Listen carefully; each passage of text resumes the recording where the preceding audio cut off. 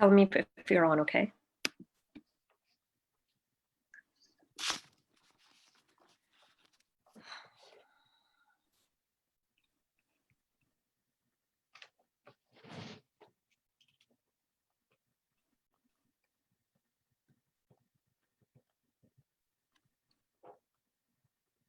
It's telling me on Zoom. Okay, all right, good. Thanks.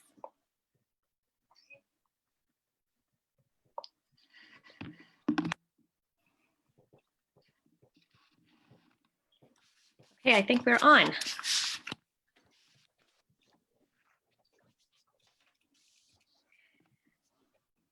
Hello, everyone. My name is Aisha, and I'm a part of SMILE Canada's assessment team member. And I've been doing assessments with families for a few years. And I wanted to welcome you guys to the third session of our Back to School series. SMILE is hosting this series to have a conversation about the concerns that have been raised by some SMILE families with returning to school during COVID-19. So our goal has been to discuss the different aspects that parents and caregivers need to consider before they send their kids back to school. And by doing this, we're bringing out different educators, different parents, teachers, and professionals, and local leaders who can give us some insight on this. So tonight, our guest is Dr. Molloy, who has 25 years of experience working as a professor, educator, researcher, and is the president of the TransEd Institute. Hello, Dr. Ash. Hello, how are you doing? Aisha. Hello, everybody. Looking forward to tonight. That's great. So are we. We have lots to talk about. So the times that we are living in are so unprecedented. Many are confused and they're so scared and they don't know how to navigate through the system, or I don't know, like while we may not have all the answers, our goal is to use this platform and to bring different perspectives from the parents, from local leaders and educators on returning to school during this pandemic. So I wanted to start this conversation, but first I want you to be able to tell us a little bit about yourself, and then we'll try to get into some questions. Okay, well, I'll just be brief. Basically, my relationship specifically to the world of disability was the birth of my daughter, Lindsay Sarah Molloy, who has appeared at many of the SMILE galas, every one of the SMILE galas, as a matter of fact. And obviously, in addition to be a parent, that's number one. So that's why I feel comfortable being here tonight to talk to parents. I start back, I'm a professor with Niagara University, the teacher ed department. So therefore my responsibility is to inform and instruct them about how to teach students with special needs. So that's been the educational part of my life. And I have served obviously on many organizations that are related to disabilities, the Down Syndrome Association, was a board member with SMILE and still am an advisor for them. So certainly the whole idea of disability is very important to me. So I'm an educator, I guess I'm a researcher, professor. I'm happily married, although I'm hoping my wife will agree with that, but she's not here. But anyway, excuse me. And I have traveled to well, some of the places that certainly that your folks might be familiar with, certainly Kuwait, Abu Dhabi, Dubai, Egypt, doing instructional training for teachers about disabilities in those particular countries. So my whole idea is that the key, as far as I'm concerned, to having a fulfilled life is to be part of a community. And we are always advocating for our children to ensure that they are included. And my whole philosophy of education comes through the lens of inclusion. That's it. That's great. So before we start or get into the questions, I just have, I want to give a small brief disclaimer. And that is that this is a conversation with one educator, and it is his opinion on disability inclusion and the support in place for parents. The purpose of this series is to provide families with different perspectives and different opinions. For more information about disability supports, please look into your school district's local webinars. And if you have any questions throughout the process of this session, please feel free to leave your comments on the Facebook Live section. So let's get into our questions. Okay. Now, due to early pandemic closures, the children and youth with disabilities have missed out on important and essential therapies such as speech, OT, behavioral therapy. How will this impact their transition back to school? Well, first of all, I'm just kind of reading from my notes here that I've prepared. The transition certainly will be more difficult than in past years because there was always a transition after the summer holidays with the students going back after having 2 months off.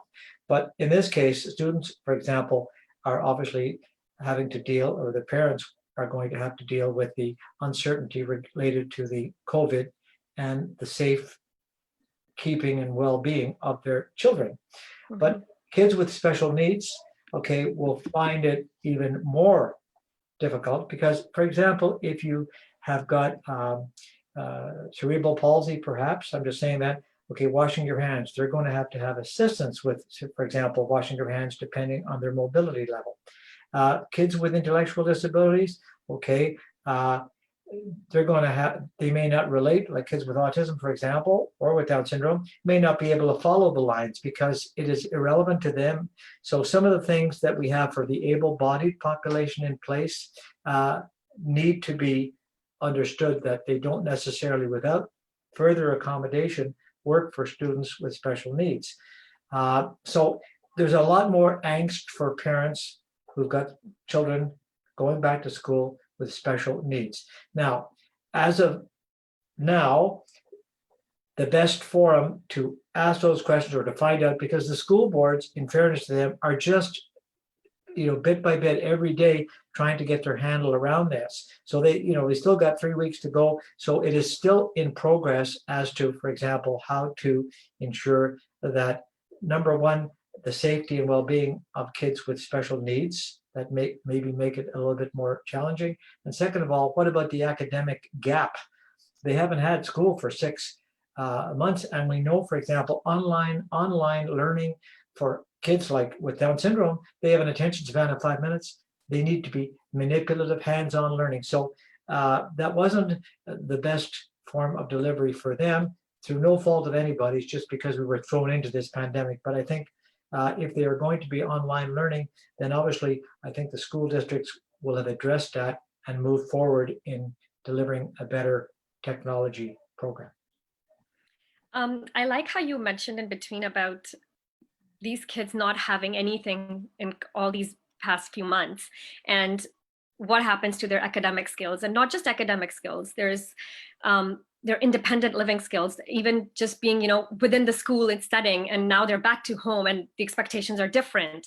So the next question, which kind of leads into that, is, can the faculty and teachers expect to see regressive behaviors? And how will this impact their learning? Okay, for sure, teachers, Aisha, and faculty should expect some regression from students in their behaviors as well as their academics, that gap, because they have been out of routine for 6 months. And we know that students with special needs, and even all students, they need to be in a routine. When the routine is altered or upset, then it comes out in terms of certain behavior patterns with the students. It's possible that students may revert to previous habits as they adjust to new routines. So moving them from what they used to do in the school or in the classroom, now all of a sudden they're back in the classroom. So first of all, the only memory that they have of that classroom is whatever they did 6 months ago. But now that's not going to be the way. So they're going to be retrained, which is going to create a lot of anxiety, because anytime any of us move, Aisha, from our comfort zone, it's obviously a little bit of a challenge. Teachers and faculty should anticipate a number of curriculum modifications and accommodations for their students. So therefore, we'll be looking at the IEP. I'm just not going to mention because we talk about it later, but we're looking at the planning on how our students are going to learn. And the teachers in the special ed department have had a mammoth task in trying to look at delivering the program with the constrictions of the safety and well-being aspect of COVID. So, we need to understand that, that right now the teachers too, they're learning. We're all relearning stuff because this has never happened before. We don't have anything to go on. And I think teachers should expect to need to spend more time on routines for our kids with special needs, because we're reteaching something that they knew, but now we are taking that away. And that's really going to be challenging for the teachers. So you just mentioned about the schooling in general, and how they have to make some changes. There's going to be different models of learning that has come out. So Ontario Ministry of Education has released guidance around the return to school and identified several options for education delivery. So it includes remote learning. There's a hybrid model and adapted, which is somewhat in person and some online, I'm assuming, and some daily in person. And it's going to be, depending on the age group, it's going to be mix and match of different combinations. So what are the pros and cons of the remote e-learning, which is hybrid and in-person model for children and youth with disabilities? Okay, the e-learning, I put down the following are pros and cons, okay, because everything is one or the other. So for e-learning, the pros are distance keeps children and those living within the same bubble safe, because you're not outside. Students will still have daily interactions with their staff and peers, but through Zoom or whatever the delivery model is. Teachers are able to use interactive websites, videos, and manipulatives to try to engage students. Now that's something that, in fairness, the teachers, this was thrown into them without training, without a lot of resources. So it was on the go. But now the school boards have provided numerous resources because they want to try to make sure that the kids looking at a screen can be engaged. So there is a lot of resources. So there's some of the things from e-learning. The cons, parents are unable to return to workforce because of not childcare or daycare. So that's a problem. Absolutely. 2, technology may be hard for some students to use, or although the boards have tried to make sure that every student has access, not everybody has access, because maybe some families can't afford to pay for their Rogers bill. So there are little gaps there. Students may not feel stimulated because it is much more difficult to stimulate a student's en masse online through remote learning than it is if you're in person. Simply that is because we're only looking at, we're not being engaged. We're sitting in front of a screen. So obviously we're not as active as we would be in school. And it's the same routine. I'm still sitting there with a teacher, math or language or whatever. So it's kind of redundancy that takes place. The other thing is the parents, as they have all said to me, they are not teachers. They don't want to be teachers. They pay taxes to send their kids to professional educators.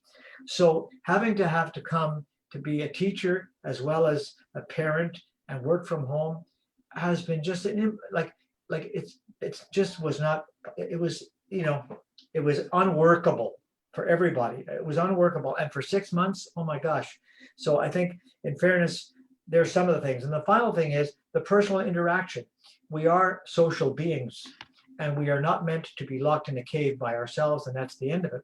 We interact with people, especially in the early years. The whole philosophy of kindergarten, Aisha, is play-based learning. Share. I play, we play together, we build a sandcastle together. Yeah. So now all of a sudden they don't. And the biggest concern for the kids when we did this survey was, I can't be with not see my friends, I can't be with my friends. So there's a couple of things in the e-learning. In the hybrid, the pros are students are still able to distance because of smaller groups. Yeah. It mitigates the risk of spreading the virus to both teacher and students due to limited in-person exposure. So if they're only in school for a certain time as opposed to all day, okay, that was one of the things that they talked about, where originally they might, like the high school kids are only going to be in, I think, every second day or something. So that means they're not together every day. So it minimizes being together and minimizes the risk. Students are able to receive individualized support through personal and virtual classroom environments. So On the hybrid, I can talk to my teacher just like you're talking to me right now, and help get personal help, if you will, about something. The cons of hybrid: parents still have to find childcare because they are home half of the week. So they're still going to be home at the secondary level, okay? And in some cases, if their little guy is sick, okay, is grandma and grandpa going to become, or they can't just get any babysitter, so because they've got to stay in their bubble. So that puts the parents, well, I've got to pay my bills, I've got to buy food, my goodness gracious me, even though the businesses are very understanding, and so is the government programs. But in any case, may be initially challenging to get students into the changing routine. So one of the things right now is, in the event of any sort of an outbreak, and Aisha, there will be an outbreak. There will be. That's somewhere. There's going to be some child, some teacher is going to get sick. Okay, that I've done the research on that. That's going to happen. So in that event, it may be, the result may be to close down that school for 14 days. Well, that means, so the students are in the classroom and doing everything normal and thinking of elementary. Then all of a sudden, maybe they're going to have a 2-week reduction because they're going to be at home. Well, now, oh my God, mom and dad have to figure out, okay, their routine. Are we going to work? Are we working at home? And so it's really unexplored territory. So, and again, many of the things have already been talking about it. So that, and then the adjustment of the students going from, oh, everything was fine in Mrs. Brown's class, and after the month of September, there's an outbreak. And now 2 weeks, you're back home. So again, that disruption for the kids, just like adults, but the disruption of our lives is just unparalleled. And finally, in person, the pros in person are, in-person learning is better for students as it is more interpersonal. They're with their pals. They're learning, because we learn from each other, not just from observation even. Yeah, and it's better for students' mental health and well-being, because one of the things that was issued by the chief medical officer was, the mental health, and older kids, certain areas of depression and loneliness, and so and we certainly got to, that came about, that we didn't think about that, but after 6 months, yeah, they're out of sorts, they're by themselves looking at a computer, they're with mom and dad maybe. And when older kids, they're pretty well, they don't want to be with mom and dad all the time. Yeah. So we don't know what's happening. And then, so in person, so the kids are back in a regular routine. You get up at 8 o'clock, you get to school for 9 o'clock, let's say, and you're there all day, and you have lunch and you have recess, controlled and organized and separate and all that kind of stuff. But that's the familiar. And when you're familiar with something, you're much more at ease, Aisha. So the kids are going back to, hey, yeah, my friends and that. Like, well, obviously there's things they won't be able to do, but at least it's some semblance of stability. And the cons are, if in person, we still obviously we mitigate the risk, but there is a risk of infection. That's because people are together. So, certainly lots of stuff going to be there, but you can't guarantee that. And certainly parents who've got kids with preconditions then will obviously opt, no, I'd like my son or daughter to go back, but the health risks are too stressful. They're higher, yeah. And students may not, for example, the whole idea is now the 4 to 8 will be wearing masks. K to 3 at this time will not be wearing masks. So, how is that going to fare? Because these kids now now they're all going to see each other with masks. It's a whole new dynamic, which we're going to have to see how it unfolds. It actually rolls out, and we do know that masks do prevent spread. So that kind of, from 4 to 8, yes. From K to 3, evidently, the research says that the younger kids, they're not as susceptible to getting it, and if they do, it's a very mild dose. That's according to the statistics, unless they have a precondition, in which case, obviously, it's much more serious. So there's some of the thoughts on each of them. It's kind of like, it's the parents are looking at these kinds of things. So right now we know that all schools are back 5 days a week, Monday to Friday, and the schools next week, I think, will be starting to send things, as they will continue to send things to parents to try to give them as much information as they have. But there's no silver bullet, Aisha. This is uncharted territory, and you just go with the best possible advice. And you as a parent, and every parent has a different situation, weigh it carefully, do a lot of praying, and then go for it. Absolutely. I like how you split them all separately and gave us the pros and cons. this is exactly what parents need, so they're able to make informed decision about returning their child to school safely. Yeah. One thing that specifically kids, children and youth with disabilities also need to, or their parents also need to worry about, is the supports that are going to be in place in order to ensure that their children will receive equitable access to education, irrespective of the model they choose to adapt. What can you tell us or talk about a little bit about that? And also in that topic, can you describe what are some resources for faculty and tips for parents to advocate for the child's learning? Well, they're going to have to, the first thing that teachers do automatically in September or in return to school will be to do some sort of an assessment, because they need to know, Aisha, they're not like going from grade 1 to 2 and it's irregular and then they have some idea, because teachers will always do an assessment, but now they're going to have to do almost a grandiose assessment because the kids have missed half a year of school. So even though they have gotten some online learning, they haven't got the full monte, so therefore the teachers will certainly do an assessment, and they'll revisit the IEP, of course, and find out, okay, where is Henry or Johnny or Mary? That's what they're going to have. That will be their starting point. Then they will look at, okay, if they are online, then there'll be what resources are available, and they are continually being developed, and teachers will be receiving training in terms of, because they've learned about some of the things that worked and some of the things that didn't work when they were online for 5 months.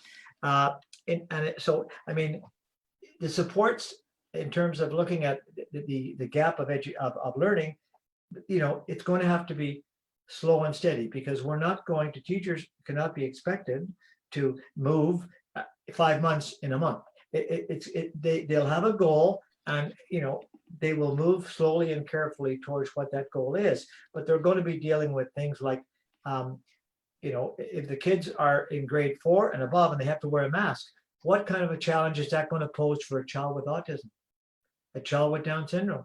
It's not that they're being disobedient or disrespectful.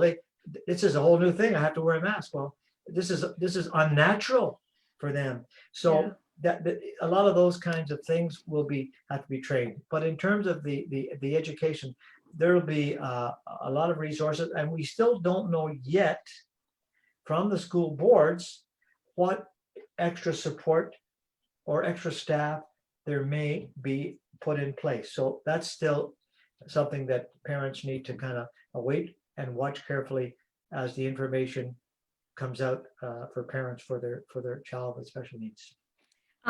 You mentioned something about the masks. I just want to ask a quick thing. Can we expect a child with autism, for example, like you mentioned, who is now supposed to be wearing a mask for, I don't know, a full day, and they are not doing that? What can we expect if something like that is happening? Like, is there anything about that out? Like, has anybody shared? Okay. I think that at this point, for my example would be to always look for expertise in advocacy groups. So in this case, it would be Autism Ontario. Now, so have they had a conversation with the ministry regarding this? Because obviously there is sneezes and coughs from kids with autism, just like there is with everybody else. So therefore, or are they going to have them in a small bubble? That may be a small bubble with 6 kids with that. And maybe they get an exemption because you're only in the school. I really don't know. We don't know. I would say that all those things would be being considered, because exactly for them to be learning of it. Because what about sensory perception? I mean, it's very common in people with autism. Like, so I think that would be looked at, and I think that the ministry would be probably getting some advice from medical specialists who specialize in autism, and then also from Autism Ontario to kind of look out, because we have to look at that as a realistic situation. So I think there would be a lot of more consultation about that, and there will be some sort of a collaborative plan in place come September. So, but right now, no. Okay, thank you so much for that. So I know you touched upon IEPs a little bit, so let's jump into some of the individualized education plan questions that we had prepared. Sure. How will children with IEPs be impacted, and how can we ensure that they will receive equitable access to education? Okay, students with IEPs can be impacted because the added stressors of COVID safety measures, which we just talked about. Yeah. Okay, students with higher needs may need to have additional or differential behavioral accommodations in place. For example, teachers need to consider that students may not be able to be removed from class in order to calm down. What's going to happen there when they have a behavioral outbreak or a meltdown, as we call it? There'd have to be something in place for them. They usually go to a quiet room, and usually a quiet corner or a quiet room. So now how that has to be in place, because students are going to exhibit normal behavior, which is meltdowns. They're going to have them. So that's part of it. They need to consider environmental accommodations, as students cannot be in shared spaces and use shared resources unless they're in a bubble that they identify, the 7 kids. And again, that's something that may or may not happen, but certainly this is something, the shared accommodation in the classroom. Okay, so the teacher usually may have 6 to 8 students with autism in one of the ASD classes, with a couple of EAs, or PA. So that happens. So, okay, so that has to be, that's a question. If I'm as a parent, I would be certainly contacting the school. Let's give them another week. It's 3 weeks to go, but certainly, because give them time to come up with that. But the special educator at the school will certainly be working on that and be able to then respond to a parent's question, because it is a question I'm sure a lot of parents are going to have. Teachers are anticipating it too. Yeah. They need to consider that think about that, facial cues, like the stern look, Well, now a lot of the facial expressions are not going to be visible, especially for kids with autism, right? That's important. They're not going to see them. So the poor kids are going to be confused. If we have a mask, they're not going to see any of those facial expressions, which are certainly key to their learning and social behavior. So absolutely, that's another thing that we talked about. So there, basically are some of the things that I'm just talking about. And these are, as I said, it's like opening Pandora's box, but I'm just giving you the highlights of things for your parents to think about that certainly fit into responding to the questions, which are good. So that's it. And I think I also want to add something about the PPE the educators are going to be using during a meltdown or during any kind of a behavior if a child is having. And it can't be just limited to, you want to make sure the child is safe and also protected from you and them while you're kind of handling them if you need to handle them. There's so many questions like that. There are going to be tons of parents who are going to be thinking about those things, and before they have those answers, so they can kind of consider even to send their kids back. Well, that's something, Aisha, no, that's good. Because, for example, I thought about all this kind of idea because you're certainly up close and personal when you are dealing with a child with a meltdown, ensuring that he doesn't do any self-harm. Okay. At the same time, we have not yet seen what each school board is going to provide for their child and youth care worker sometime is in a behavioral classroom. Okay, how are they going to de-escalate the situation? Again, does the child wearing a mask, not wearing a mask? Is the intervener going to wear one of the shields, the shield mask? And then so that is something still I can't answer that, because I know that the school boards are still really working through difficult circumstances to try and figure out, because there are so many that affects a certain number of kids, but it doesn't affect the rest of them, if you know what I'm saying. But meltdowns are a part of that child's natural life. So therefore, how do we intervene when the child does have a meltdown, to make sure that he or she is safe and the teacher is safe, also safe. Good question. We don't know. Next few weeks and I guess it will also vary from the different students in the school or the classrooms that teachers have to be with. But again, like you said, 6 months can change a whole lot. We don't know what the child is coming back with now, what kind of behaviors, right? So it's, again, we wouldn't know. No, I think, Aisha, that's the thing. Everything is unknown. Like, we don't know where are we going to start, because not just in academics, certainly we know they're behind, but we'll do an assessment for that. But for kids with special needs, it's the out of routine, the Yeah. behavior. What about if they've done speech? What about their vocabulary? How is that, is that because they've been home with mom and dad or that? So there are a lot of things that would have to be looked at for our kids with special needs, given their diagnosis. Yeah. So just on that note, like what will you suggest, or what do you think would be the best way for parents to communicate about their child's needs to their teacher or EA? Okay, give me a moment. No problem. Okay, till I Take your find time. the right question. Is that just on your sheet? It's on the IEP. Oh, yeah, Questions, okay, yeah. got it. Yeah. Yes, okay, thank you. All No right. problem.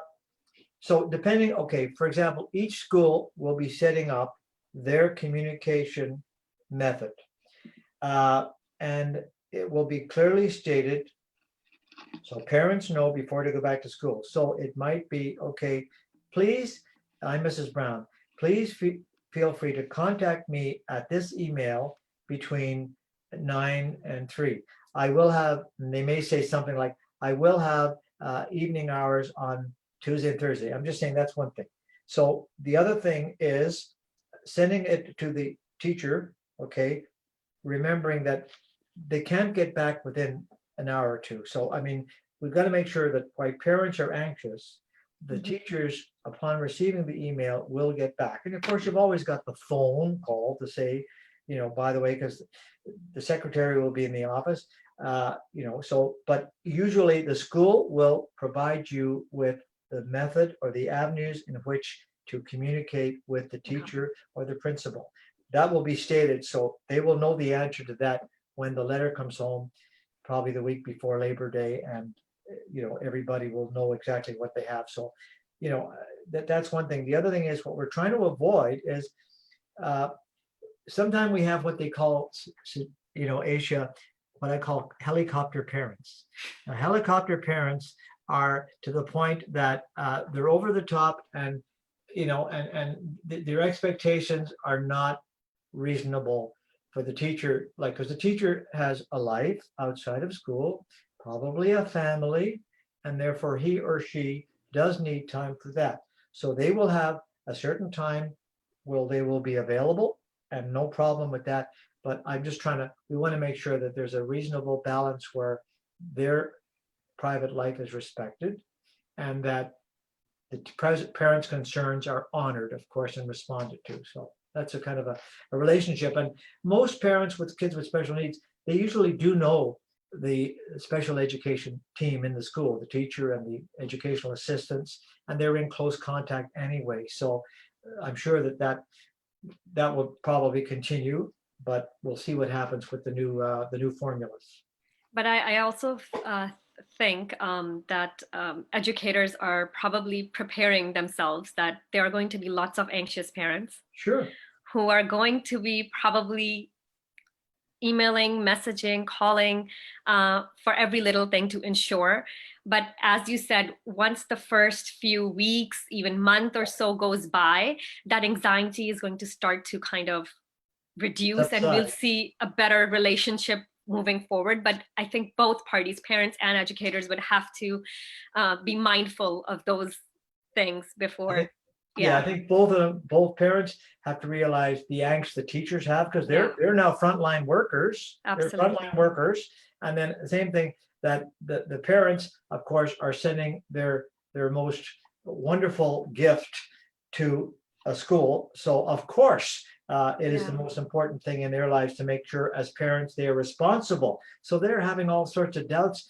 I think parents have looked and said, well, if I do this, that could happen. If I do that, that could happen. And God help them. They're in a real dilemma, but everyone's in that same dilemma. So you just have to trust that the medical profession, our chief medical officer, has said to the schools, you go back. We got lots of money. The schools are deep cleaning. They're going to be washing their hands, one kid in the washroom at a time. So there are already things that will limit contact, and then the kids will learn the new routines. And I think that, as you say, slowly, okay, they come back. the second week, the third week, and they're kind of, are very quick to adapt, much better than us. Yeah, yeah. All right, I'm trying to be mindful of time as well. So I'm going to move on to our next set of questions. I want to talk a little bit about the inclusion and accommodations for children and youth with disabilities. How can we help incorporate inclusion into the classroom during this time, especially? Okay. Community building activities in the classroom need to be present to make sure all students are continuously included. So the teachers do that as part of their inclusive, games, activities, giving everybody a role to play in whatever's talking, a chance to express themselves or whatever. So number one, there has to be involvement of everybody in the group, in the classroom. There can be no A group and B group. Everybody is there. So teachers trained in special ed will find ways to make sure that the students, regardless of their limitations, are going to be included and involved in the program.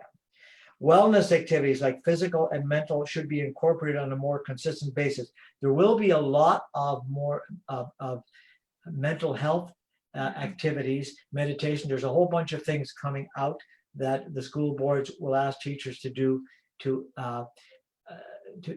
alleviate, first of all, anxiety, and to include them in like meditation. So again, the whole idea of inclusion is to make sure that there are no add-ons, that a teacher will start off with an activity or whatever, but he or she will have already anticipated, okay, these are my students. These are their abilities. These are their limitations. So they would design an activity to make sure that each student is able to participate in an inclusive activity so that none of the kids based on their disability would be excluded because they physically can't do it or something like that. So, Sure. So that would be that. The other thing I will just say, Aisha, to me, community comes from relationships that are built on respect. So, for example,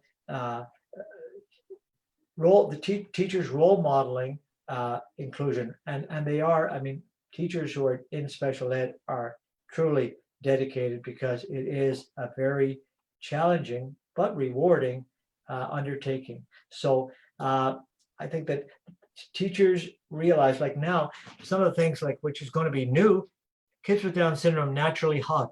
Well, now they can't. Can they hug? Can't they hug? We don't know yet, but if they can't, that's going to be, they're going to go back to their teacher who they love, and I don't know whether or not that's going to be, allowed or not allowed according to if they're not getting some sort of a bubble or something. We don't know yet, but that's something that, and high fives, another thing. But again, you can't do that. So, Yeah. The whole idea of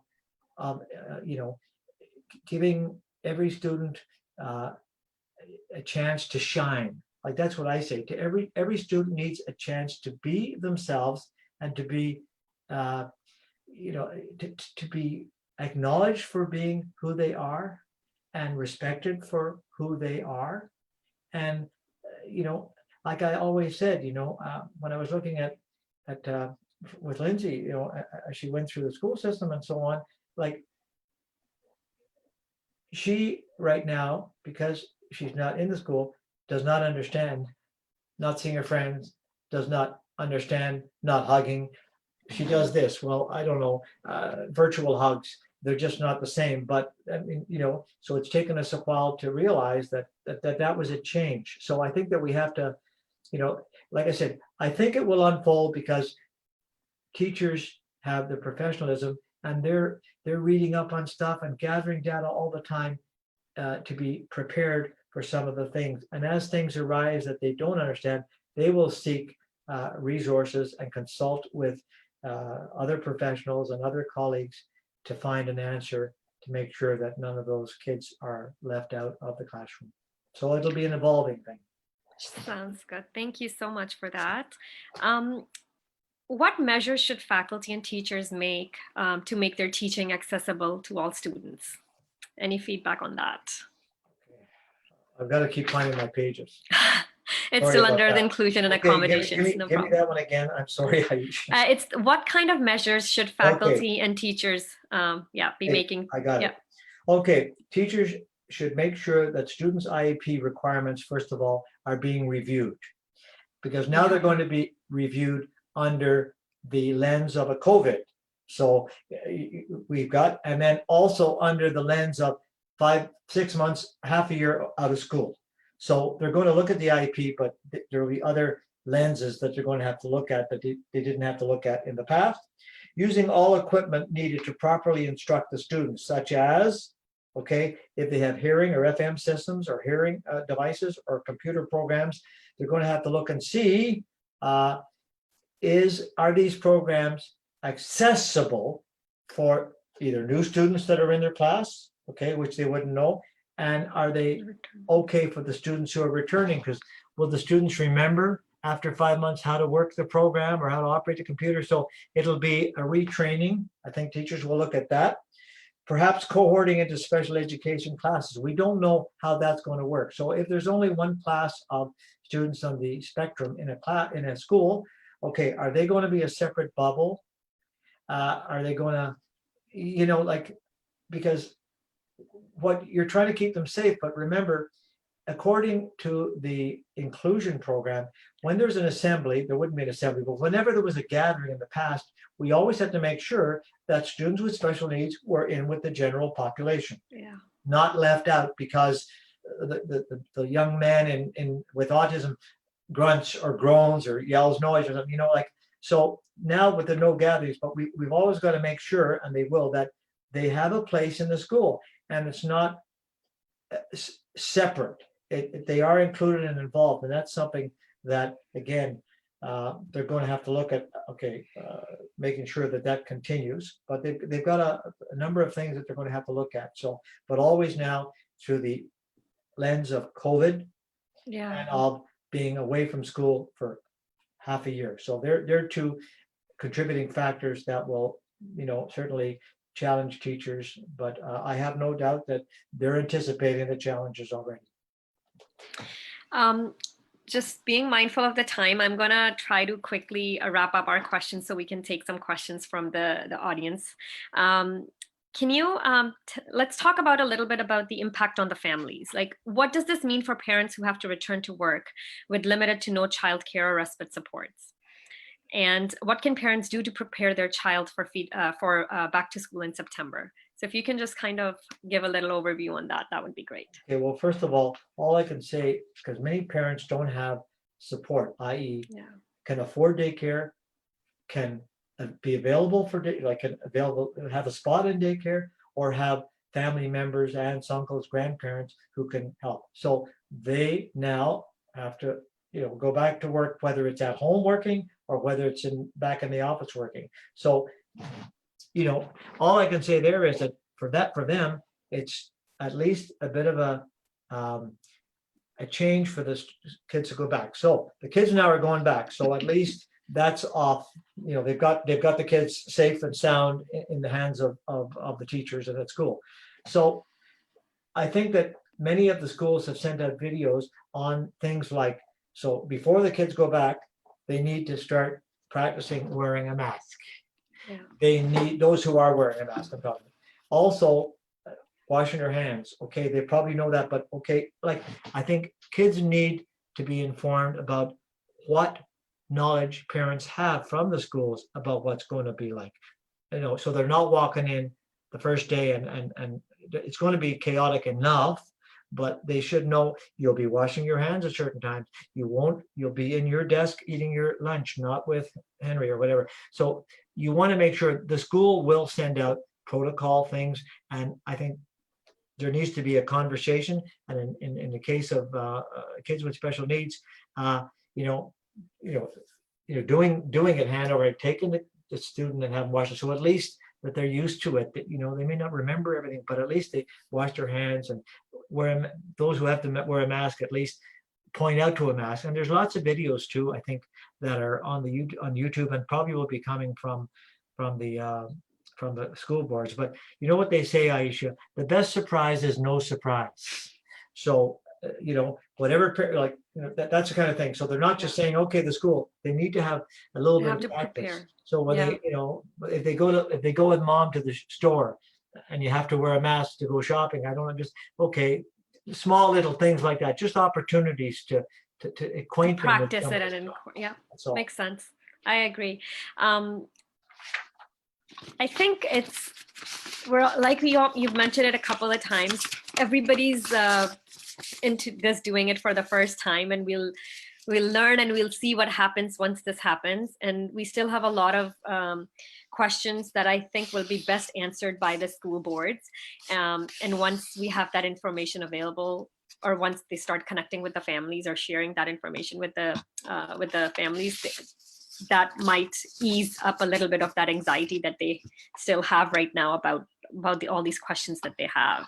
Well, the other thing I just add, give them a little bit of relief, is remember the government is hiring nurses. So in schools now, where there was maybe 20 years ago, but now they will have a nurse assigned. So for example, if a child seems sick, or the parent, he looks all right, but now he gets sick or something, there is a medical professional, okay, that the school would be able to contact immediately and find out, so that it would be dealt with quickly by a trained professional, in this case, a nurse. So that's good, because there wasn't a It nurse is.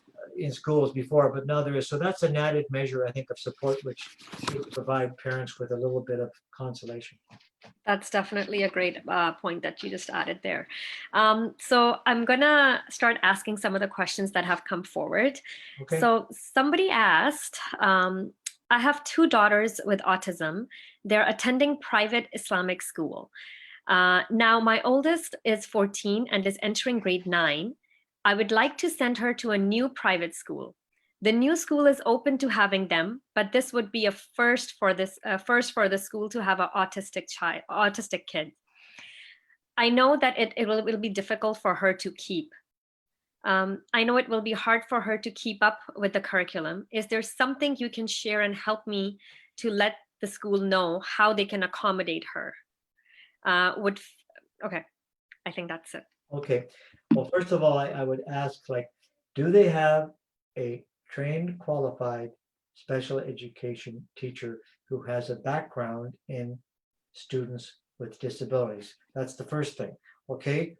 Other than that, you're going to have teachers who are well-meaning and dedicated, but maybe don't have the skills in that specialty. And I think about a doctor. If there's something wrong with my eyes, I go to an optometrist. I don't go to a cardiologist. So, Yeah. I think that's the first thing that you want to have a look at, because then in delivering the curriculum to the student, there are certain ways you deliver things to a student with autism, for example, that is not the same as to an able-bodied student, because they have different learning needs. So in terms of like coming up also with a individual education plan, because if the student is in this school and he or she is the girls have got more than 1 or 2 teachers, the teachers need somebody to train them in how to deliver the math or the English or whatever. Yeah. So there has to be a source of knowledge. So I think that's what they need to find out, if there is somebody there, because you need to have the knowledge to be able to best serve the needs of these 2 students. So that's the starting point. And then the parents and the teacher certainly would consult. In addition, Autism Ontario, again, would also have certain things, because use all the community resources too. And then finally, just to let you know, well, you wouldn't have that. I was going to say that because you don't have a school. It wouldn't be like the school board, because it's a private school. So I'll stop there. Okay. Thank you so much for that. Then I don't know if it's an add-on, but somebody else asked about, would face shields be a better option instead of masks? Say that again. With what? Face shields, the face shields, are they going to be a better option instead of masks? Well, there was a study done on 5 different kinds of masks. So different masks have different levels of effectiveness, but all masks do prevent spread.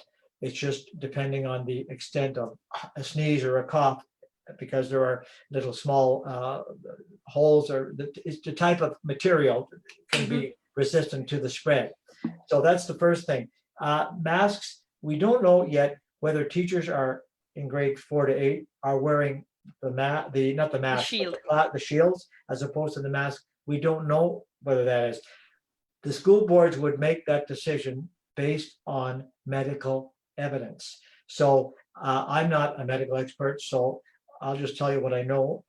But I can say, well, one is better than the other, or all that kind of stuff. Obviously, that would be up to the medical experts, and the schools would designate what the teachers are going to wear as part of their protective equipment. Again, that will be coming out, and that's a question that parents want to watch for in the communications coming from their school. Okay, that was good. Now, I think somebody else commented about asking about clear mouth face masks. I guess going back to the teachers, if they're not able to read what they're saying, or during speech sessions or something like that, will that be an option as well? Well, okay, I'm trying to understand. If you're teaching speech and you have a mask, obviously, if you're teaching phonics as a teacher, I mean, the kids can't see it, and maybe they can hear it, because sometimes when I go through a Tim Hortons drive-through with my mask, they can't hear me ordering, "Could I please have a coffee?" Because, you know, it's a bit muffled, even though I have the mask on. So, you know, I think they're trying to ask if I don't know if you've seen those clear the masks. ones with They yes, have a little clear opening. So I think there's somebody suggesting that maybe they are a better option yeah, as well, opposed to having. they would be something, I understand what you're saying. They would be Yeah. something that the board would be looking at through their special education budget for sure, because they would be looking, because masks for able-bodied kids, and even at age levels, we know grades K to 3, no mask. Grades 4 to 8, masks. Kids with special needs, like if they have autism, maybe in that case, they'll have a different type of mask Yeah. to meet their needs. So it would have to be catered to based on their needs. Best practices is what we look at. So yes, that's certainly a possibility, and I have no doubt that boards would be looking at all possibilities. All right. I think, are there any other questions? I'm not sure. I think this is it for now. Unless somebody has some other questions which they might post. But I just want to take this time to say thank you so much, Dr. Ash, for this insightful feedback and information that you have shared with us. I truly hope that this has helped the families and the parents who have watched this live or will be watching this later. This was lots of great information, and we really hope that they are able to make an informed decision, and they have some good questions to go forward to and ask their school boards and school principals and teachers, and find out what kind of supports and what kind of how they're going to be practicing inclusion, and how they're going to make the learning accessible for their child. So again, thank you so much for doing this tonight. And well, I was going to just say, when I work with Sukena, I think it's 11 years ago now, I think, or 12 anyway. And this little seed of smile was planted. I have seen it grow rather, and witnessed the many special events and special benchmarks that it's achieved in catering to making life better for students and families who sometimes are left out. So it's a noble mission, a noble gesture, something that I have supported, and I commend and I acknowledge, and I'm certainly glad to play my part. So this was my little part to be able to help families in the SMILE community. So, and you have been a delightful host and questioner, Aisha. So I think that we did very well together. Thank you so much, Dr. Ash. Thank you everyone for watching, and hopefully you will continue with the series in the coming weeks. Take care. Bye. Bye-bye. Bye.